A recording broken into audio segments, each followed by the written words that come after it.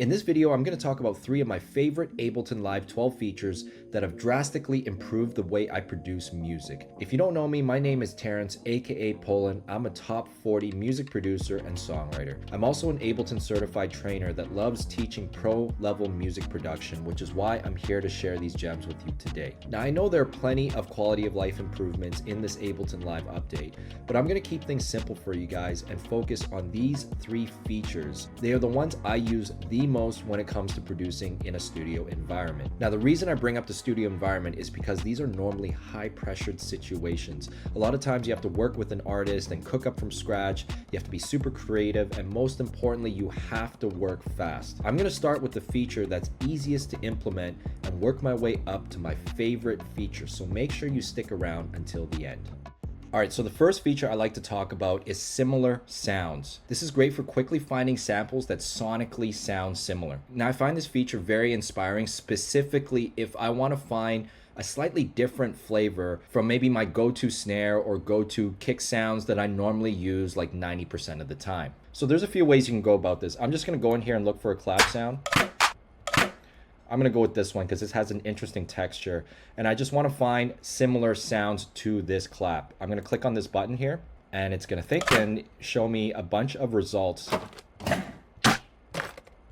that exhibit a similar sonic character from that original sound. And I find this is super cool because sometimes it will even dig up sounds that don't even have the clap word within the sample. It's good for finding hidden samples that you don't even know exist in your library. Now, another good use case of this is using the feature within the simpler. Inside the simpler here, you could see there's these arrow buttons, and you could go through different kick sounds as I have here.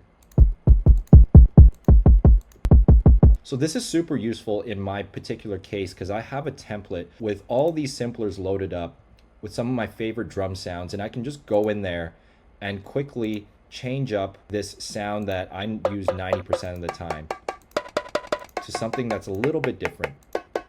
And it's a good way to switch up your normal starting point. Lastly, a really cool way to use a similar sounds feature is through the drum rack, and it has these drum sounds here. Cool, so I can click on the similar sounds feature again here in the drum rack and individually change these sounds. So that's super cool. Now, if I wanted to change this whole rack, I could also do so by clicking this button on the drum rack itself, and it swaps all 16 pads that I have occupied here. And let's say if I wanted to keep certain sounds, I can lock them in place and swap the whole kit so that these particular sounds don't get affected by the change.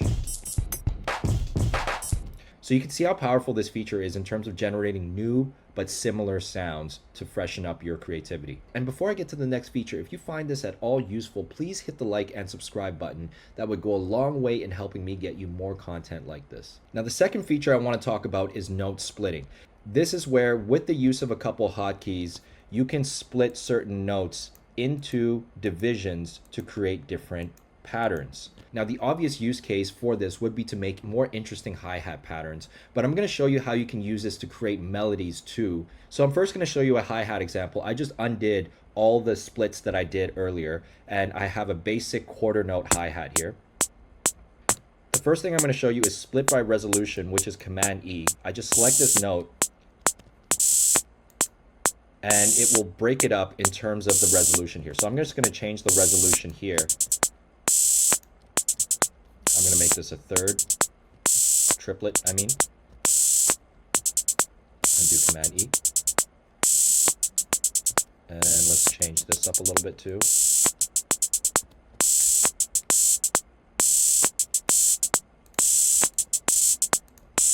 So need some notes.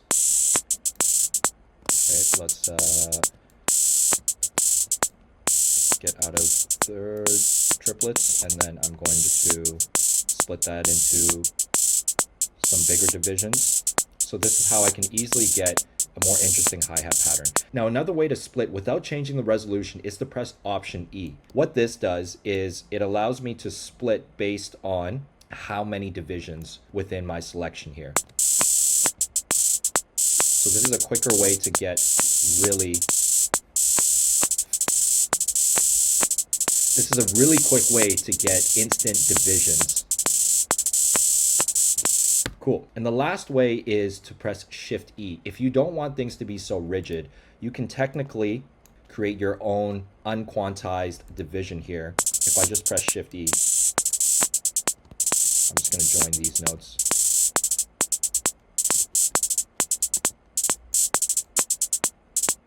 So you can see I can create some humanized splits here. And as a little bonus feature, you could do ramp velocity with these two sliders here. So another way I like to use note splitting is for chords and to create more interesting melodies within these chords. Here I have a simple 3-chord progression here. And I'm going to show you how I use note splitting to create something that's a little bit more interesting.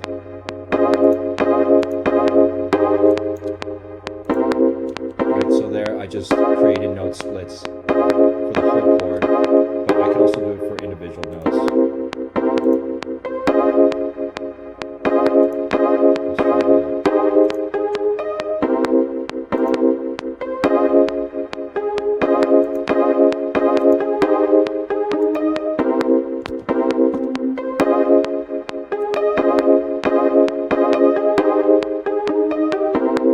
So yeah, you can see how with the combination of individual notes and full chord splits, you can create something that's a lot more engaging, a lot more interesting. All right, the third and last feature I'm going to talk about is the filter and tagging system. Now, prior to this feature, I was using Ableton Live's collection section to categorize my sounds and plugins so I can easily find the right one for the appropriate moment. But now with this filtering system, I can dive a lot deeper and customize the way I use my favorite samples and plugins, so I'm spending less time digging for the right thing and I can be more free and creative and see all my sounds and plugins in the way I want them to be shown to me. Now, this does take a bit of time to set up, but it's well worth it. I'm going to show you how I do things on my end, and hopefully that will inspire you to start your own filter system. So here I have my drive with all my sound banks in there, and I have categorized everything by pack, sound category, and vendor. Obviously, the more you've categorized, the better it works. I haven't categorized everything yet,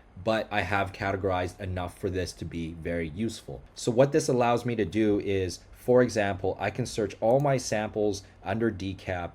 I can filter them as hi-hat loops, and it'll just show me hi-hat loops. I can just look for drum loops and it'll show me just decap drum loops. I can search by the particular decap pack that I have categorized. So this just keeps everything nice and organized, and I find it especially useful for something like fills. I can find fills across all my favorite packs and just quickly do a filter search like this.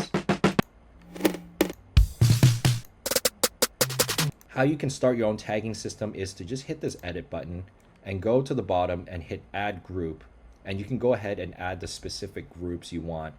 Select the batch of samples that you want and just check off the appropriate boxes. The other way I like to use filters is for my plugins, and how I've broken that down is by audio effects type, audio effects use case, and if it's an instrument, I do an instrument type as well.